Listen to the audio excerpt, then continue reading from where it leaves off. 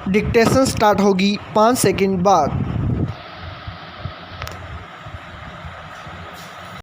Yes, ऐसा कहा जाता है कि जब ईश्वर को धरती पर अवतरित होने का मन हुआ तो उन्होंने माँ का रूप धारण कर लिया।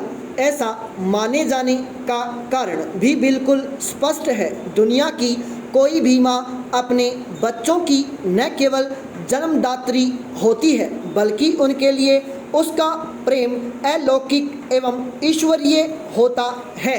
इसलिए माँ को ईश्वर का सच्चा रूप कहा जाता है।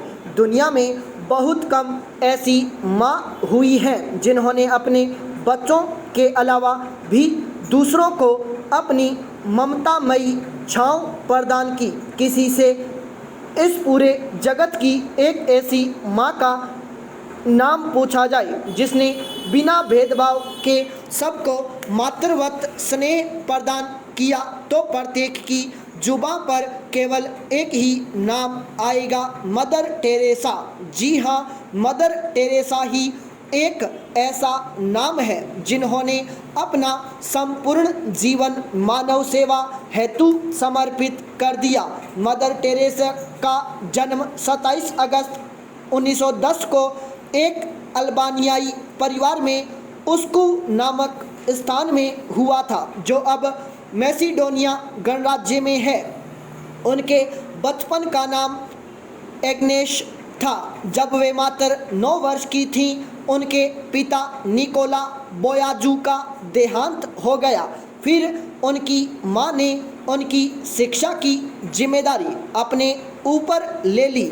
उन्हें बचपन में पढ़ना, प्रार्थना करना और चर्च में जाना अच्छा लगता था, इसलिए वर्ष 1928 में वे आयरलैंड की संस्था सिस्टर्स ऑफ लोरेटो में शामिल हो गईं, जहां 16वीं सदी के एक प्रसिद्ध संत के नाम पर उनका नाम टेरेसा रखा गया और बाद में लोगों के प्रति ममतामयी व्यवहार के कारण जब दुनिया ने उन्हें मदर कहना शुरू किया तब वे मदर टेरेसा के नाम से प्रसिद्ध हो गई पाई। पैराचेंज धार्मिक जीवन की शुरुआत के बाद वे इससे संबंधित कई विदेश यात्राओं पर गईं। इसी क्रम में वर्ष 1929 की शुरुआत में वे मद्रास पहुंचीं। फिर उन्हें कलकत्ता में शिक्षिका बनने हेतु अध्ययन करने के लिए भेजा गया। अध्यापन का प्रशिक्षण प्राप्त करने के बाद वे कलकत्ता के लोरेटो एटली स्कूल में अध्यापन कार्य करने लगीं तथा अपनी कर्तव्यनिष्ठा एवं योग्यता के बल पर प्रधानाध्यापिका के पद पर प्रतिष्ठित हुईं।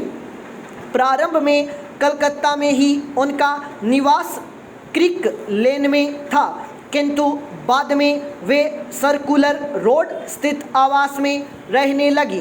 वह आवास आज विश्व भर में मदर हाउस के नाम से जाना जाता है।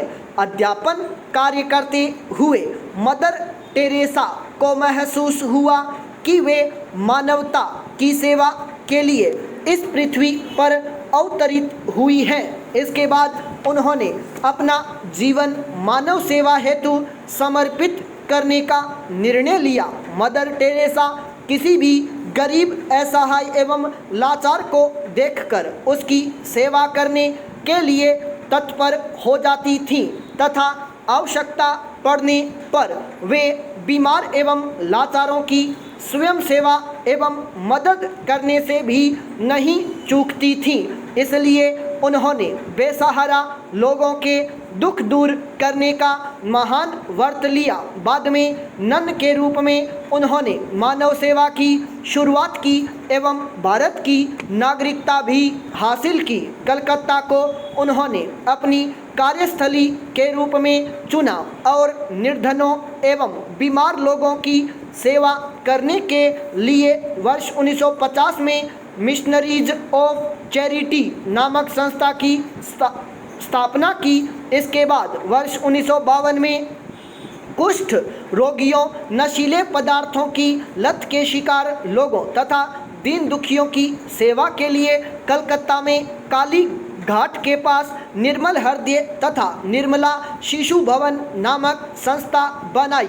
यह संस्था उनकी गतिविधियों का केंद्र बनी। विश्व के 120 से अधिक देशों में इस संस्था की कई शाखाएं हैं, जिनके अंतर्गत लगभग 200 विद्यालय, 1000 से अधिक उपचार केंद्र तथा लगभग 1000 आश्रय गृह संचालित हैं। दीन दुखियों के प्रति उनकी सेवा भावना ऐसी थी कि इस कार्य के लिए वे सड़कों एवं गली मोहल्लों से उन्हें खुद ढूंढकर लाती थीं। उनके इस कार्य में उनकी सहयोगी अन्य सिस्टर्स भी मदद करती थीं। जब उनकी सेवा भावना की बात दूर दूर तक पहुंची तो लोग खुद उनके पास सहायता के लिए पहुंचने लगे। अपने जीवन काल में उन्होंने लाखों दरिद्रों, असहायों एवं बेसहारा बच्चों व बूढ़ों को आश्रय एवं सहारा दिया। मदर टेरेसा को उनकी मानव सेवा के लिए विश्व के कई देशों एवं संस्थाओं ने सम्मानित किया। वर्ष 1962 में भारत सरकार ने उन्हें पद्मश्री से अलंकृत किया। वर्ष 1973 में संयुक्त राज्य अमेरिका ने उन्हें टेम्पल्टन पुरस्कार से सम्मानित किया। वर्ष 1979 में उन्हें शांति का नोबेल पुरस्कार प्रदान किया गया। वर्ष 1980 में भारत सरकार ने उन्हें भारत रत्न से सम्मानित किया। वर्ष 1983 में ब्रिटेन की महारानी द्वारा उन्हें ऑर्डर ऑफ मेरिट प्रदान किया गया। वर्ष 1992 में उन्हें भारत सरकार ने राजीव गांधी सद्भावना पुरस्कार से सम्मानित किया।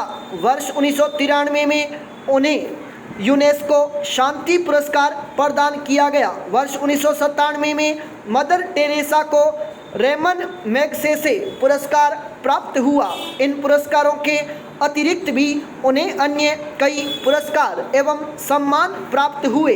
यद्यपि उनके जीवन के अंतिम समय में कई बार क्रिस्टोफर माइकल, विश्व हिंदू परिषद आदि द्वारा उनकी आलोचना की गई तथा आरोप लगाया गया कि वह गरीबों की सेवा करने के बदले उनका धर्म बदलवाकर ईसाई बनाती हैं। पश्चिम बंगाल में उनकी निंदा की गई। मानवता की रखवाली की आड़ में उन्हें ईसाई धर्म का प्रचारक भी कहा जाता था।